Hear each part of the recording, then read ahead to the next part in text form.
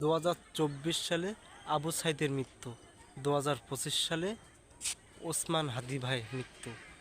এইভাবে দেশপ্রেমিক এক একজন করে যে চলে যায় দেশ থেকে, তাহলে এই দেশে কি আর দেশের মানুষকে ভালোবাসবে? প্রকৃত দেশপ্রেমিকরা দেশে বাঁচতে পারছে না, তাদের মেরে ফেলছে ষড়যন্ত্র করে। এদের কি বিচার হবে না? হাদি ভাইকে যারা মেরেছে তাদের কি এই দেশের মাটিতে তাদেরকে বিচার হবে না? মেনে দিয়ে তারা গেছে কোথায়? ইন্ডিয়ায়, ভারতে গিয়েছে সীমান্ত পারে। তো এই দেশে প্রশাসনরা কি করছিল ভাই? ওসমান হাদি ভাইকে যারা মেরে দিয়েছে তাদেরকে ফাঁসি দেওয়া উচিত, আমি প্রয়োজন মনে করি। আর দেশ জুড়ে প্রতিবাদ হওয়া উচিত, অলরেডি হচ্ছেই।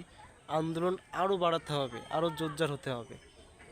এইভাবে দেশপ্রেমিক ভাইদের যদি মৃত্যু হতে থাকে তাহলে দেশটা তো আর থাকবে না ভাই। নিন্দা প্রতিবাদ জানাচ্ছি, বিশেষ করে প্রশাসন ব্যর্থ।